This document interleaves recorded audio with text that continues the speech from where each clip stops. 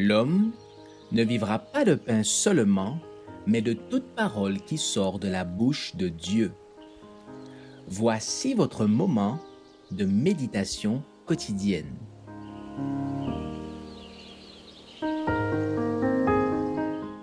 Vous recevrez une puissance. Ambassadeur pour Christ, le 4 juin. Nous sommes donc ambassadeurs pour Christ, comme si Dieu exhortait par nous. Nous vous en supplions au nom du Christ, soyez réconciliés avec Dieu. 2 Corinthiens 5, verset 20. Nous sommes ambassadeurs pour Christ et nous devons vivre pour sauver de la perdition des âmes qui périssent et non pour sauver notre réputation.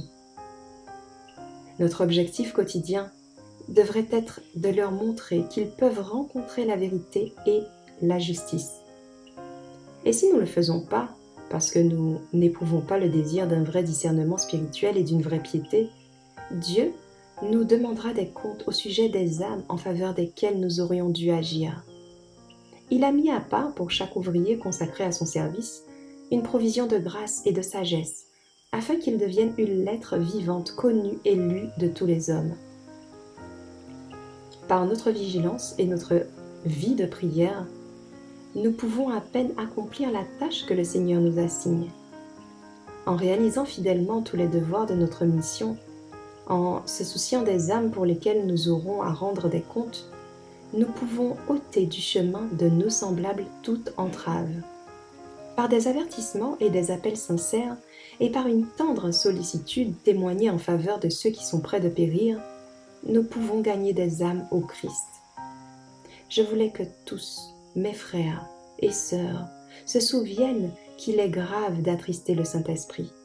Celui-ci est affligé quand les hommes cherchent à œuvrer par eux-mêmes et refusent d'entrer au service du Seigneur parce que la croix est trop lourde ou parce que la nécessité du renoncement est trop exigeante.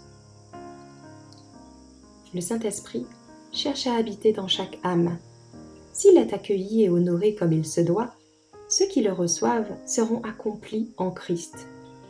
La bonne action, commentée, sera menée à bonne fin.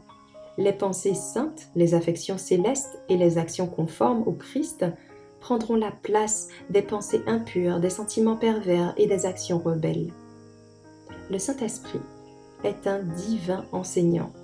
Si nous prêtons attention à ses leçons, nous deviendrons sages à salut. Mais nous avons besoin de garder nos cœurs, parce que trop souvent, nous oublions les instructions célestes reçues, et parce que nous cherchons à agir avec des inclinations naturelles d'un esprit non consacré. Chacun doit mener son propre combat contre lui-même. Accordez toute votre attention aux enseignements du Saint-Esprit. Si vous agissez ainsi, ces instructions se feront entendre et entendre encore jusqu'à ce que soient fondées sur le roc à jamais.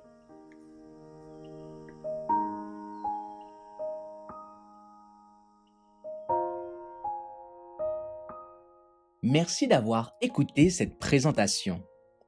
Assurez-vous de nous rejoindre demain pour votre moment de méditation quotidienne avec lereste.org.